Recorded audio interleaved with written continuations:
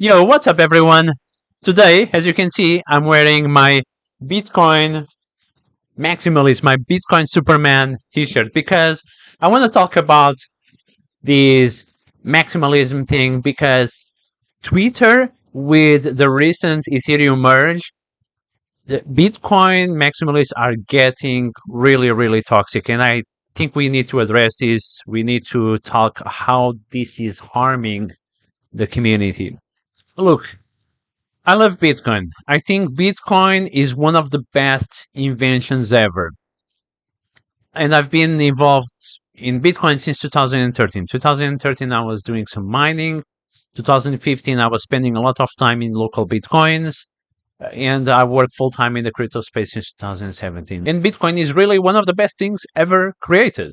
Bitcoin allows for the first time in human history for people to store assets and send money across the world without the need to rely in centralized authorities, without the need of banks, without the need of institutions, and gives the power back to the people. If I want to send $1,000 across the world in the most secure way, I can use the Bitcoin network. And that's why you see sometimes transactions worth $1 billion being sent over the Bitcoin network and paying like $1 something of transaction fee, which is really amazing. And I would only rely on the Bitcoin network if I want to send $1 billion to the other side of the world and pay $1 something transaction fee, which would be totally impossible if you want to send $1 billion using your traditional bank. Bitcoin is amazing. Bitcoin brings decentralization, removes the middleman, gives power back to the individual. Bitcoin is an amazing reserve asset, just like gold, or even better than gold, because gold, we don't really know how much gold exactly exists in the world. While Bitcoin, we know that the maximum supply that will ever exist is 21 million coins. So Bitcoin is amazing, and it's very decentralized, very, very secure. It's really amazing. But because Bitcoin is amazing, doesn't mean that other blockchain networks are not useful also. Okay. And this is where Bitcoin maximalists, I think, get it wrong, because Bitcoin, this technology, it doesn't need to be a religion, okay? We need to break down things to the first principles. Why are we here? Why do we like Bitcoin? We like Bitcoin because we want decentralization. We want to remove the power away from institutions to the individuals. We want to have a super secure network. We want to have decentralization. So I really like the Bitcoin free choice philosophy, the individual responsibility, the giving back power to the individual, and the fact that this is all anti institutions, right? We know that money, as we know nowadays, can be printed just like crazy, right? The Federal Reserve, European Central Bank, Bank of England, Bank of China, all these banks are printing money like crazy, and they dilute the fiat currency that you have inside your pocket. But no one can dilute your Bitcoin. Bitcoin is Bitcoin, and the maximum supply that will ever exist in the world is 21 million coins, and no one ever can ever print more than that. So Bitcoin is definitely way superior to cash, to US dollar, to euro, to pounds, to whatever is the currency of your country. And it's also way superior to gold, because gold, you cannot just grab a piece of gold and send it across the world. It's not that easy, at least. Gold is not divisible. Gold scarcity is not as scarce as Bitcoin, because in fact, the gold supply increases to 3 to 4% every year because we continue to mine gold, while Bitcoin is much superior in all these different things. Now, because Bitcoin is superior, it doesn't mean that there are no other crypto or blockchain technologies that are not useful. And this is where really some Bitcoin maximalists get it wrong. Because you like gold, it doesn't mean that aluminium is not useful. That will be exactly the same as like a few hundred years ago. There is this, imagine a gold maximalist, and in the meantime, people discover aluminium, and you can build things with aluminium. You can build bridges and houses and cars and tons of things. And the gold maximalist is going to say, oh no, that's a shit metal. Like aluminium is totally useless. Aluminium is a scam. No, come on, doesn't make sense, right?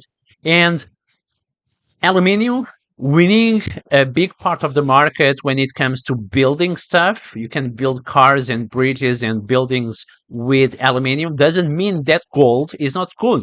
They are two totally different things, right? Gold is money, is a reserve of value. 1,000 years ago, people used to use actually gold coins. And before the Bretton Woods Agreement, $1 could be redeemable by gold. And aluminium have different use cases, right? So they are totally two different assets. Nowadays we don't compare aluminium to gold, and it's exactly the same in the crypto market, right? People try to compare Bitcoin to Ethereum. It's like trying to compare gold to aluminium. They are two different things. I'm probably not going to use Ethereum as a reserve asset, but I'm going to use Ethereum for smart contracts to automate things, to automate loans, to build better decentralized finance, to create other tokens, to create NFTs. There are hundreds of use cases of things that you can build on the Ethereum blockchain that you cannot build on the Bitcoin blockchain. Just like you cannot build a car or a building with gold, or you could, but it will be extremely expensive and unfeasible. So I think this is a fight that is not worth to fight. I think we are all on the same side. We are on the side of empowering individuals. We are on the side of decentralization.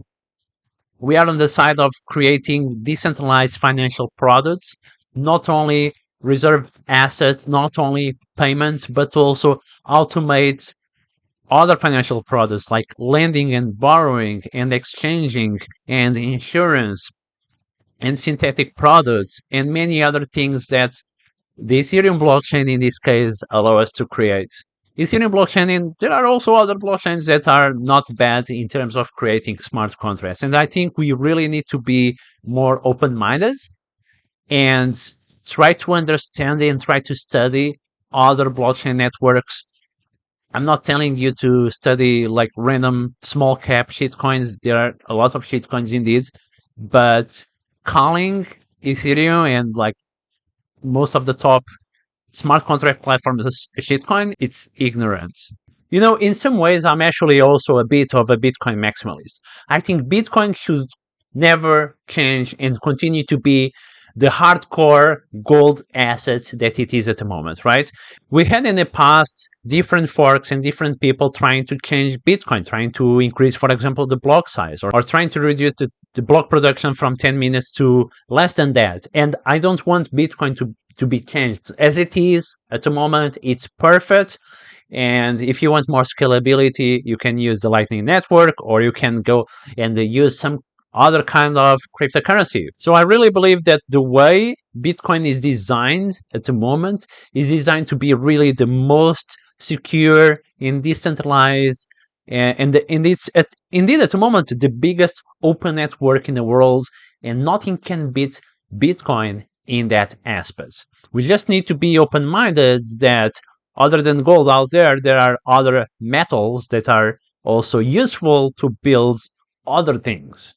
Another way I've been seeing Bitcoin maximalists attacking Ethereum is that Ethereum technically doesn't have a hard cap in terms of supply, right? And Bitcoin, as you know, it's a hard cap, it's hard coded, 21 million coins. At the moment, you have 6.25 new Bitcoin being created on average every 10 minutes. On average, every creation of a block, you have 6.25 new Bitcoin being minted.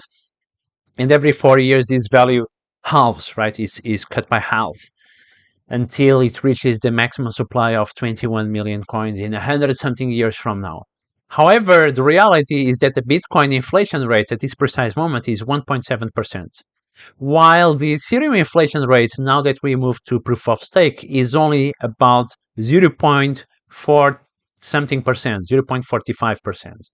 So in fact, at this precise moment, Ethereum is less inflationary than Bitcoin. So please, dear Bitcoiners on Twitter, stop saying that Ethereum is inflationary and Bitcoin is not, because first, we shouldn't even be comparing it. And second, that's not the reality. Another thing I've been seeing people, especially on the Ethereum side, saying, oh, Ethereum is going to flip Bitcoin in terms of market cap. Who cares? This is not a competition. Again, like aluminium is not trying to compete with gold. And Ethereum should not be competing with Bitcoin because they are two totally different asset classes. And again, please break down everything back to the ideological origins of Bitcoin and the ideological origins of this community. And I think everyone is fighting for the same. Everyone wants decentralization.